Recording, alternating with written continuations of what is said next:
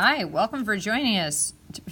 This is statistics, so if you're in geometry, move along. Not your thing.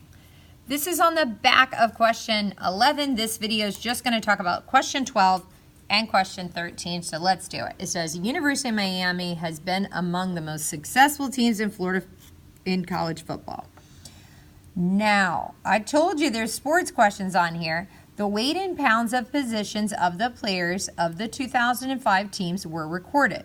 The positions are QB, RB, OL, WRTE, KP, DB, LB, and DL. Here are the side-by-side box plots of the weights. Now, these are the weights in pounds, so I'm going to add that. They probably should have labeled that. And each of these position codes, they kind of gave us a key there. Okay. So we are supposed to kind of compare these and figure out, briefly compare. Well, you better have ER words in there. That always is missing. So see this little ER at the end of the word compare? I always tell people, remember that you better have ER words in there or else you probably are not going to get all your points. Then it also asks which position has the heaviest and the lightest. So just looking, the biggest one is 3, and I look down at the code, and that's the O line. So the heaviest players overall played in the offensive line. Okay, the offensive line position. And I already filled that in. The heaviest players overall played, because we always answer questions, free response questions, just making sentences that look exactly like their sentences.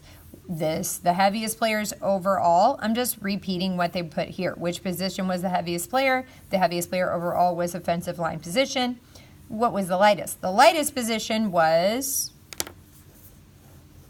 looks like 4, wide receiver.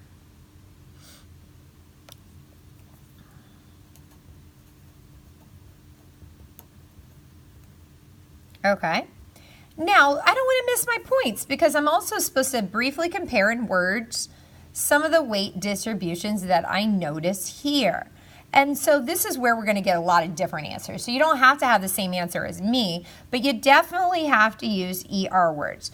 And so here's a good way to do it. When I compare, and you can pick any two. So I'm going to pick these guys. We haven't talked about 9. So defensive line. When I compare defensive line to, who are these 7s? Defensive back.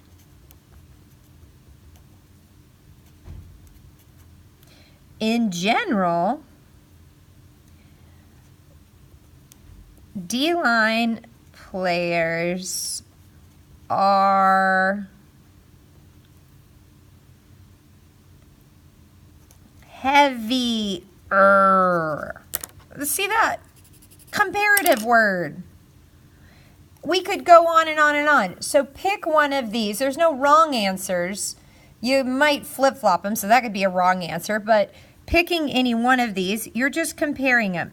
These, you could also compare by saying these guys look fairly close to one another with some lighter people. These 7 is definitely light. You could have also said the lightest positions were the wide receivers and the defensive backs. Okay? Lots of choices there.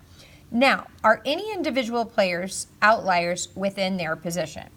So I'm looking for, this must be a modified box plot, because modified box plots don't extend the whisker unless, in the last problem, you can extend the whisker if there is a number over there that doesn't break the rules of the outlier. But here, it looks like 75% of the data is from about 180 and less. And literally, you got 2 really heavy guys. And this position is the WR. And I think WR is wide receiver. Okay. So my background knowledge of football is actually making me feel, I don't have to know about football, but it's making me feel more comfortable answering this question. So here it says there appears to be 2 outliers because I see 2 asterisks at the high end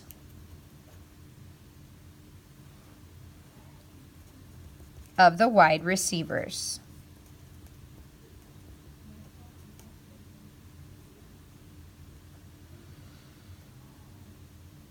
Although I don't have a way of knowing, I don't have exact calculations, but it looks like these outliers may be because of this IQR criteria. And the IQR math we done on the other page is just one way of calculating an outlier, but we're just going to assume they're outliers because of it. So there appears to be 2 outliers at the high end of wide receivers. These 2 are much heavier than the other wide receivers. So each one of these box and whiskers are just wide receivers, just another group of people, just the O line or the offensive line, just the defensive line. Now let's take a look. It says, give an example of small data set for which mean is greater than the 3rd quartile. Indicate the mean and the 3rd quartile. Okay, so these are really hard because they want you making up numbers. Oh, wow. Okay, so this takes a little skill. So let's just do a little practice set. We kind of did this in class a little bit, and I did it on my multiple choice video a minute ago. I need a 5-number summary. And they say now that the mean is greater than, not only is the mean greater than the mean, they said the mean's all the way over here. So you're saying to yourself, this is the median, right? I have a 5-number summary, min, max, median, quarter 1, quarter 3. And for whatever reason, the mean is here. That must mean that it's skewed right, because see how the mean is to the right of the median. So that means there has to be a super ridiculous high number over here. Well, probably the easiest way for me to do an example of small data is keep the numbers simple. So let's say I have some numbers, 1, 2,